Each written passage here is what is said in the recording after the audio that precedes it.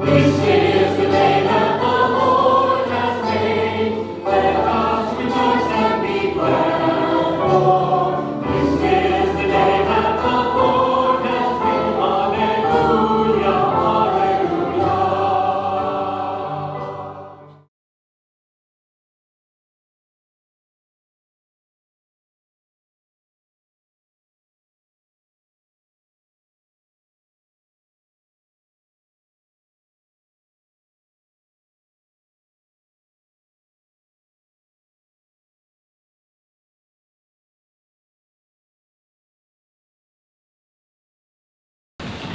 A reading from the Book of Wisdom.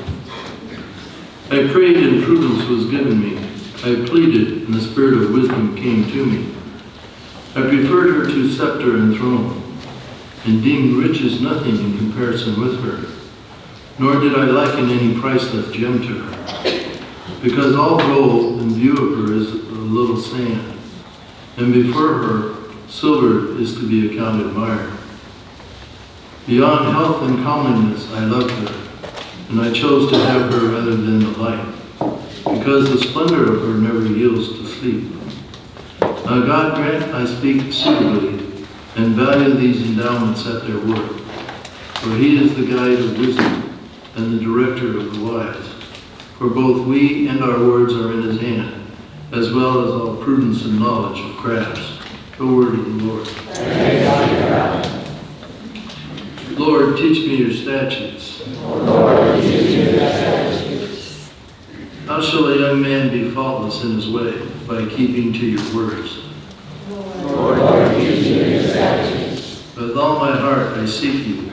Let me not stray from your commands. Lord, teach me your statutes. Within my heart I treasure your promise, that I may not sin against you.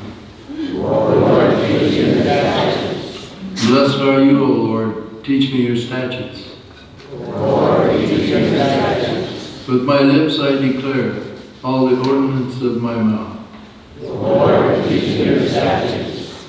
In the way of your decrees I rejoice as much as in all riches. Lord, teach me your statutes. Alleluia, alleluia. Hallelujah, hallelujah.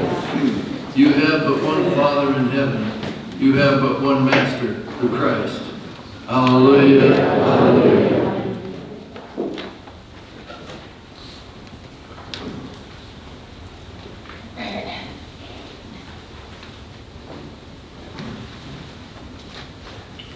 The Lord be with you. A reading from the Holy Gospel according to Matthew. Glory to you, Lord. Jesus spoke to the crowds and to his disciples. Do not be called rabbi. You have but one teacher, and you are all brothers. Call no one on earth your father. You have but one Father in heaven. Do not be called master. You have but one Master, the Christ. The greatest among you must be your servant. Whoever exalts himself will be humbled, but whoever humbles himself will be exalted. The Gospel of the Lord. Praise to you, Lord Jesus Christ.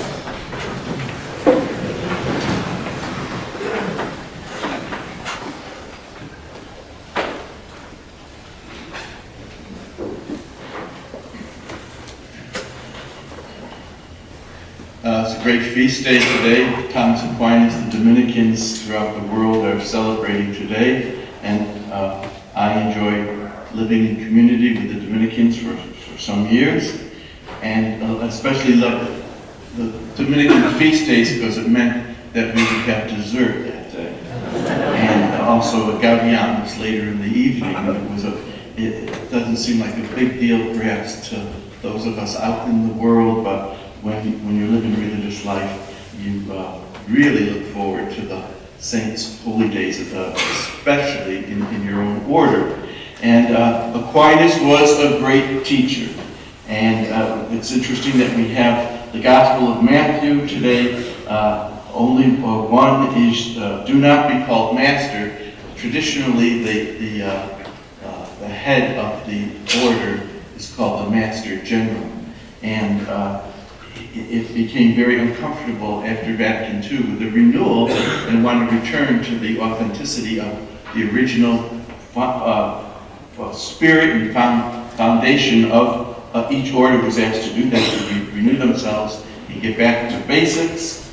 There was an interesting disputation about whether to suppress the title Master General. Matter of fact, they were meeting in Chicago, unheard of. It was the first time that the general session was held outside of Rome, and it was in Chicago where they were meeting and having a nice conversation about it. When the order came, the Worldwide Order of Dominicans came to meet in Chicago. When they arrived, all the novices and all the simply professed Dominicans were out at the curb, and as the delegates came in, and a lot of them were provincials and high-ranking members of the order from the different provinces all over the world, and they came and took their suitcases, brought them up to their room. The priests would put their shoes outside the door, and the lay brothers would pick them up, shine the shoes, and the lay brothers would put them back outside the door.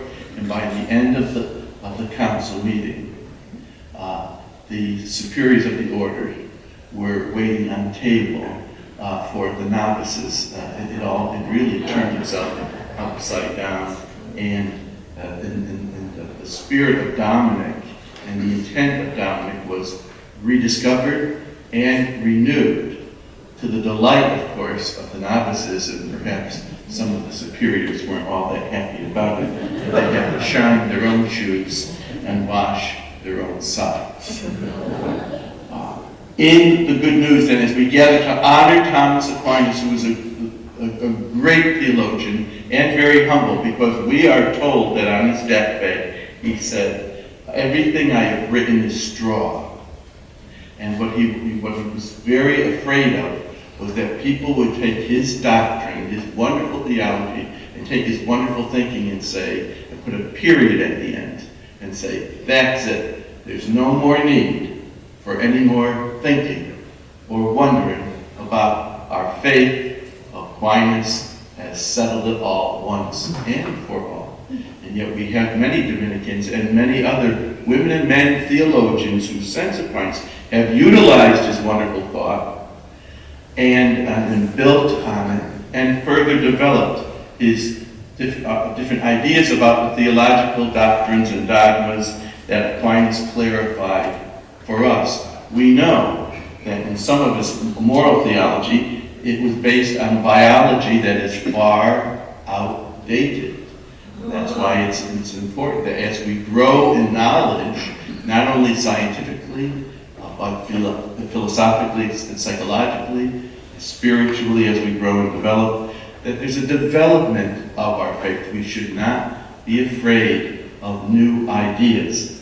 Keep in mind, there was a time when Aquinas' ideas were new.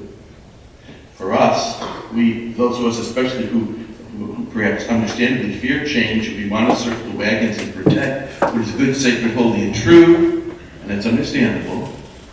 But there was a time when Aquinas was considered very radical and unorthodox. The Archbishop of Paris was a Dominican, and he ordered all of Aquinas' books in Paris.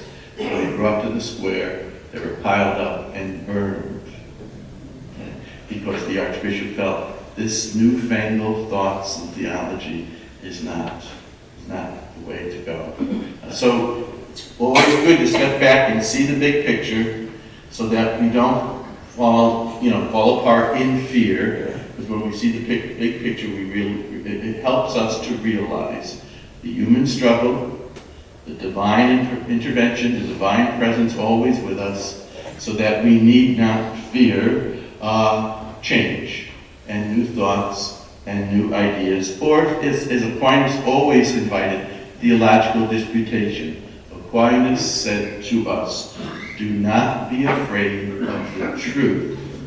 It will always set you free, no matter where you find the truth, and no matter who speaks the truth."